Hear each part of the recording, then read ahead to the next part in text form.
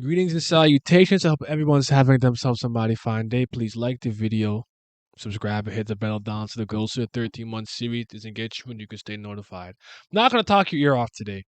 I just want to give my 2 cents on Yama, and I think for once, or at least for once in a while, I'm gonna be the one to defend. I'm putting my cape on. I'm putting my shield up. I still think there is hope for Yama, and I understand why anyone is annoyed with him, is done, doesn't care anymore. I understand all that. I don't think anyone's reasoning was off or wrong.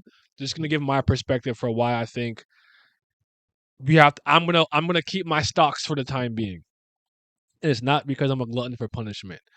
Yama was initially introduced to me as a little bit of a cerebral character. I am willing to admit that was my misinterpretation, and really, it's just that he had the leverage over Bam and Karaka for wanting his help to save Hodge and Sung. He had leverage because you're coming to him in his nest and his cage for his help. Fair enough. But then small things were happening. Like, I don't know if you watched my video, King of the Houndborns. Definitely peep it. It's one of my best Tower God videos from a character analysis standpoint. Speaking about Yama's ability to be scary and use the concept of fear to put to scare his opponents. And remember his Shinsu passive is like if you're scared of him, it doesn't hurt. Like he was a master of fear. And those things kind of got peeled back as he had to fight with the Ass Ratchet and some other strong people. And for a long time, for a lot of us, Yama was the reason we were very intrigued with season 3 because we weren't really feeling the K9 people stuff. I think that's a pretty common opinion. Like the cage wasn't it for a lot of us. Maybe you liked it. That's fine. So yeah, he started to unwind a little bit with the Ass Ratchet and not Kelhelm. I think Kelhelm like really hyped him up, saying that he was on par with the first generation Slayers, and we're like, oh shoot, and he hasn't even fully transformed yet. And it's just like how that played out with his rounds against Yas Ratcha and how they're traveling together. Yas Ratcha! He keeps screaming every time that dude stumbles or almost trips or whatever. And it's just not moving a lot of us. And I think for a lot of people, Yama was just raw and strong. Even if he's smooth brained, it would have it would have gone over well with a lot of the readers of Tower God. But he's not resonating with a lot of people. And honestly, I can say in a lot of ways, from a character standpoint, he isn't with me. But here is the main reasons why I'm still holding out for Yama to like become really, really incredible.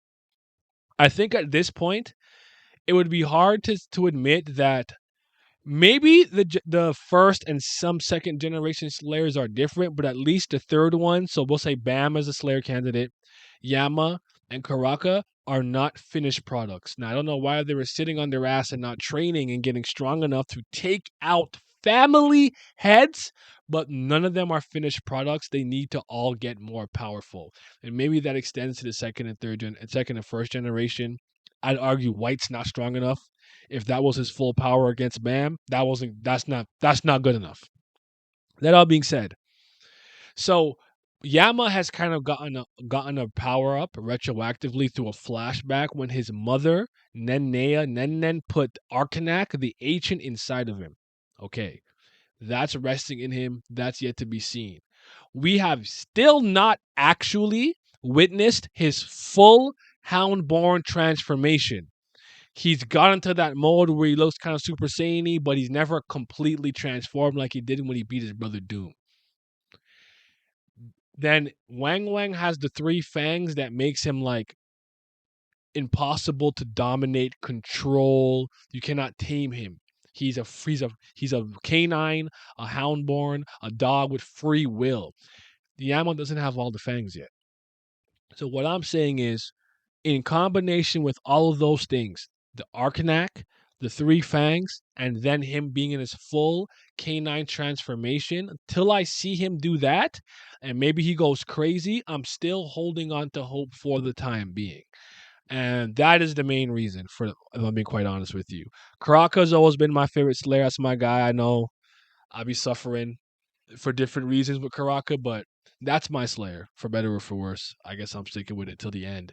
But yeah, I just want to kind of comment on that because y'all was not feeling the Yama thing when I asked that question. So let me know what you think though. If you never got a chance to see that video, let me know what you think about Yama below. You think I'm giving him too much grace? You think I'm being too kind? You think I should just let it go? Let me know what you guys think and have yourself a mighty fine day. I told you I wasn't gonna talk your ear off with this one.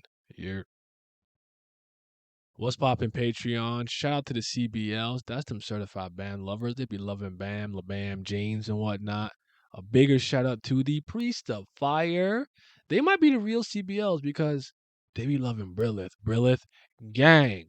And you know I gotta give a extra special thank you to the fifth Zen Gods. Shout out to Big Abdel, Alan, Andrew, Childish New Jabis, Dang I, Triss, Fairs, Johnny Rogers, Lazy Dragon, Lucky Roo, Makai, Revenant, Scobe, Shadi to Your Body, Simi, Sonny Kathapali, Ticos, Tino Brown, Urek Mazzino, Zachary Cooper, Zodiac, Nemco, and Zyler Scotty. Your support is greatly appreciated.